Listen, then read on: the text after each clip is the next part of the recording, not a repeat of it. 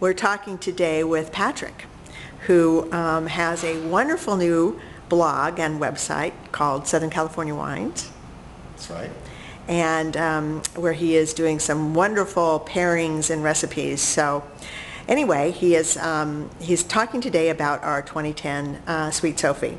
So what do you think about this one, Patrick? Well, you know, we've talked so much about wine, and what I love about this wine is that you've taken these two very interesting grapes you don't normally see blended together. You've got your Chardonnay, which is a lot of people consider the chameleon of all grapes because it can be made in so many different ways, and the Muscat, which is an aromatic, very fruity grape.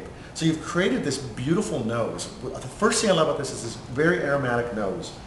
So you get the kind of the floral, you get the peaches, you know, that kind of stone fruit, a little bit of pineapple too, I'm kind of thinking. Huh. And then you expect it to be sweet, but with your palate, I know you don't like super sweet wines, but you want them to have nice brightness, and this one just totally delivers. So it's got a nice, clean, sort of off-dry, but not overly sweet palate. I love it. This is my first time to taste this in a while. I tasted it, I think, a few months ago. Yeah, you did. Yeah, when we first came out. So what do you notice on your palate first thing? I noticed that it's interesting because I'm always looking for that first impression. We always talk about that. And lemon. I got a little bit of lemon. Have you got lemon on this when you've... Interesting, no. Yeah. But again, some of that like pineapple, a little bit tropical, which is indicative of the Chardonnay, and definitely getting some apricot. That's right there.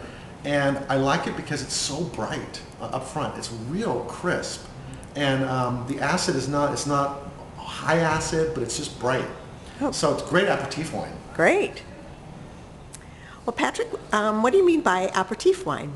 Well, you know, it's these kind of aromatic wines do really well with like that first course where you're sitting around and you've got some friends over. You want to pull out something to nibble on while you're enjoying your wine, and that's generally what we all consider an aperitif. It's it's stimulating your palate for something later, and it's usually something that's light, simple, and meant to create conversation. So this wine does that. Oh, well, what would you serve with it as the first course? Well, what I would do with this wine is, and I'm kind of maintaining what I said before, is this is such a great cheese and fruit wine because it's got enough fruit and aromatics that it's a nice counter, kind of a contrast to their like drier kind of cheeses. So like Asiagos, Pecorinos, Toscanos,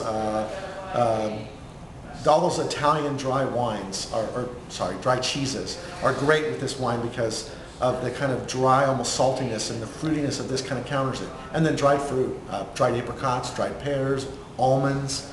Sounds good. Yeah, almonds would be great with this, I think. Like raw almonds. Okay, so, you know, talking about aperitif and how this wine pairs, you know, what I would suggest doing with this wine is it's so bright and it's so fresh and it's so like not too sweet, not too dry, not too aggressive. It's a great party wine. I mean, if I were throwing a party and I was to have a white wine that I thought would kind of satisfy everybody's palate, I would pick this wine. So I think that people should go to your website and they should order a bunch of this for all the parties that are coming up now and throughout the year. I mean, think about it. Good winter wine, good spring wine, good summer wine. Perfect. And you get this great picture of Sophie.